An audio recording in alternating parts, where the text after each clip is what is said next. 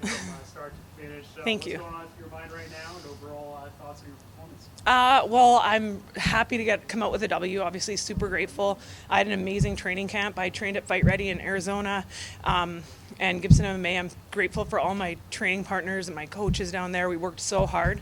So that's kind of what pulled me through that first round, because I got hurt in the first round, and then I think just the grind of that camp, kind of like I came back and was able to win the second and third. So I'm proud of my performance, but obviously disappointed I didn't get a 6-point finish in the first round. So Talk to me a little bit about what are some of the biggest differences in terms of improvements that you made from the first fight this season to this fight? Because obviously, leg strikes were a really big part of the game plan tonight. Yeah. And, want to get your thoughts on that. yeah, well, I'm working with Eddie Chaw at Fight Ready, and we were drilling those low kicks. So I felt confident there.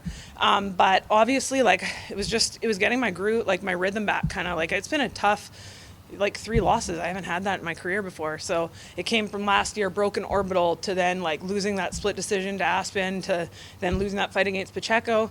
And I felt like I won both those fights. So I was pissed, but I went right back to the drawing board and kept working, kept grinding, and that's how I got that W tonight. So it's been a tough road. Final question for me too. Yeah. Give us some insight in terms of what it's like working down there at Fight Ready. Obviously it's a team that's been getting a lot of love, especially over the past year. Give us some insight on that. Yeah, well, me, Lance Gibson Senior and Junior, we just felt like it was the right place to go, and we started commuting down, driving down from Canada with our dogs, the whole crew coming down, and just training with them. I couldn't say enough good things. It is a grind, it's uncomfortable, and you just get comfortable in those uncomfortable situations because there's so many good people on the mat to push you, and I had to get out of my comfort zone a little bit because I've been training at home and I got a little comfortable, and I was like, I need to push that next level and get better if I want to keep doing this. So that's what I did. Thank you. Congrats. Thank you. Julie, congratulations on the win. Thank you. It seemed like there for a minute Martina wanted to stand and bang with you, and then the more you walked her down, she seemed to kind of have a different strategy. Was that kind of what you thought she would give you? Yeah, well, I thought she was going to want to kickbox, and kind of what I saw in the first round, but then I know I heard her in the third with I think overhand right.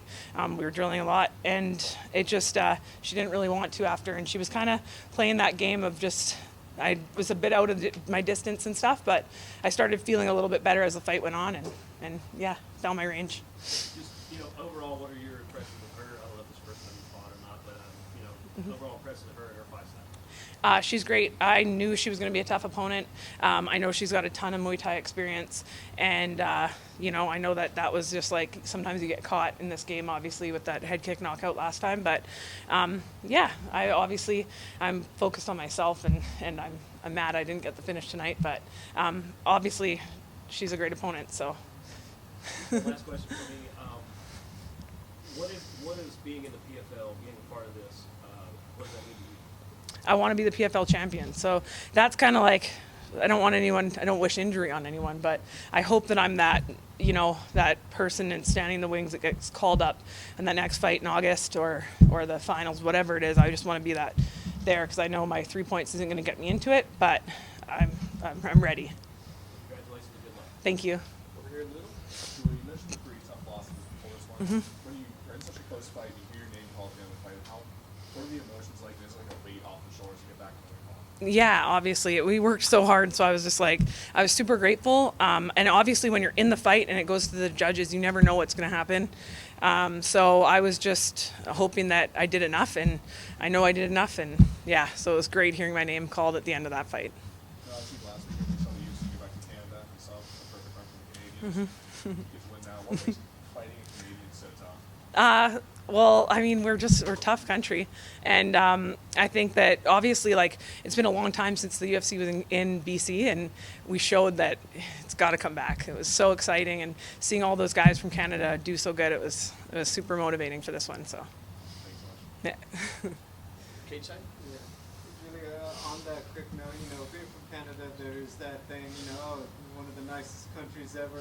We used to get into some fights, growing up. I mean, I think people are like, wait, Julia, she's so nice now, she's Canadian. How were you getting into fights? I don't know. I've been fighting my whole life. I love it. It's been obviously finding martial arts was the best thing that ever happened to me, and Yeah, I'm tough. You know, being former Bellator featherweight champion, obviously people have you, you know, top two, if not top three, you know, the last several years at featherweight. Has this skid that you were on previously been frustrating because it's like, hey, I haven't been able to defend that position. I feel like I'm not showing, you know, living up to that potential. Yeah, totally. I was pissed, but obviously being pissed off, it's, you know, that's, what can you do with it, right? And I just got in the gym and I got better, and now I'm winning again. So I can't say enough, be grateful enough. So it's me. Can you put into words what it would mean to you to add, you know, another major title, arguably the other biggest major title for women's featherweights? Yeah, like it would be, obviously it's a huge goal, and it would be a massive accomplishment, and to be a two kind of, to win the PFL belt after being the Bellator champion would be huge for me. So. All right, undisputed, and then over here to the left. Hi. Hi. I'm George Campbell with the Undisputed World of MMA. Hi. You really asserted your dominance out there against her. You walked her down. You were able to land some good strikes. Do you feel like after this performance, was this a statement to the rest of the division, like, hey, don't forget about me. Like, I'm Julia Budd. I'm still one of the best ever to do it in MMA. Like, I'm here. Do you feel like you made that statement tonight? I do. I always want more from myself, obviously my performances. So I'm happy, but I've got that chip on my shoulder still. So I plan on going out there and showing it even more next time. And my last question is, you've been pretty much to every organization, had success. Now you're here in the PFL. Like, and if you're able to reach the pinnacle and win a championship here, what does this say about the legacy of Julia Budd? I think it's like, obviously it's a goal of mine, and it would be a huge accomplishment. And but you know, it's like, it would just be huge, and it's something that's on my list of, like, I want to do that before I retire. I want to be the champ. I feel like I'm starting to really understand this format. I was with Bellator for so long, and I'm really liking PFL, and I want to be the champs, and that's all that I can say. Like, I'm here for it. So. Roll off from Undisputed World MMA. I saw how you were like going back and forth and standing up. Did your opponent kind of surprise you standing up with you? Because you kind of, did you ever think that you would like knock her out? Had expectations of knock her out? Well, I knew she was a great kickboxer. She caught me in the first round, and so hats off to her for that. But you got to do more than that. That's not going to put me down. And I came forward. I pushed the pace. I did what I had to do, and I caught her. I rocked her in the third round, and I just feel like that's a champion. I have a champion's heart, and you just got to keep pressing forward when things get tough. And you were pressing forward. Do you feel during the fight, I knew I got it. I just knew in the fight, you knew you had it. No, I didn't know, because I've had a couple, like I didn't know, because you never know what the judges are going to do. Like, you can't trust them at all. Obviously, you've probably seen that lots of MMA fighters talking about that. But so I knew I had to really push it and work to get that finish, and I was going for it in the third round. But I'm happy with the decision. Thank you. Julia, you've been in there with the who's who your entire career. You've won belts in other organizations. I mean, what keeps that fire burning inside? You just keep going and try to achieve new heights.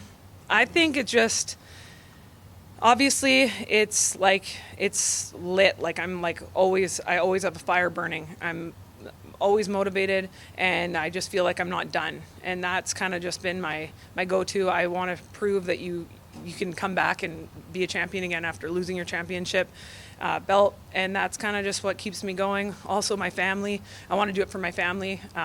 Lance Gibson Jr. is fighting it for Bellator. I want to show him that, losses don't stop you. You got to keep coming back, and that's just kind of my mentality. So, yeah. So, like, as a competitor, you've got that gut instinct after a competition, or even like a roll in the gym. Like, if you got the better of that person, or if they got the better of you. After this fight was done, before the judges read the decision, gut instinct, did you feel like you defeated them? Oh yeah, I knew I did enough in the second, third, but again, you never know with the judges. But obviously, it's like it was like even though I knew I won, I wanted to do more. I was like, oh man, I could have done this. I could have done. There's like a list of things in my mind that I was already I'm already planning to go back to the gym and train. So that's just me. And lastly, I believe, I don't want to assume, but correct me if I'm wrong, Atlanta is drastically different from where you're from. How are you enjoying it? I'm loving it here, actually. I was like, when coming over and seeing how green it was and beautiful. I've been in Arizona, which is also beautiful, but I've been there for the last like 6 weeks, 8 weeks. So seeing all that greenery was like, oh my gosh, I feel like I'm back in BC. So it was really beautiful coming here, and yeah, I've enjoyed myself. Congrats, Julia. Thank you. Back over here to Curtis. Julia, a little more from me. Yeah. I want to get your thoughts on something. Obviously, from the beginning of your career to now, women's MMA has really taken off. I want to get your thoughts on that. Like, what's it been like seeing the rise of women's MMA? Or what do you feel like needs to happen to continue that growth of that aspect of the space? I think just keep giving us the like, keep fighting, like in all the top organizations, and we put on these amazing fights. But I got asked, actually, I got asked before this fight about the depth of the women's 145 division. I was like, hey, we're like the OGs of MMA. We were actually what brought all the eyes to the MMA world. Gina Carano, Ronda, that was all 145ers. And I'm kind of sick of hearing like there's not a lot of 145ers. There's a ton of us. We're really good, and we're actually who brought the eyes over. So, yeah, I'm happy. Obviously, the more successful the women do in all weight classes, the better. But yeah, I'm kind of sick of hearing about there's not enough 145 depth. There is. Congrats again. Thank you. Last few from Jeff. Yeah. Congrats Hi. on the win. Thank you. Just one for me. So you already mentioned you want that alternate spot. Yeah. Say that doesn't happen. CFL's still going to put on a championship at the end of the year. Yeah. And there's a big name out there. You fought a ton of legends. There's one big that's been bandied about. Yeah. Would you be interested in maybe facing Kayla Harrison if you can't get into Yeah. Absolutely. Yeah. Definitely 100%. So.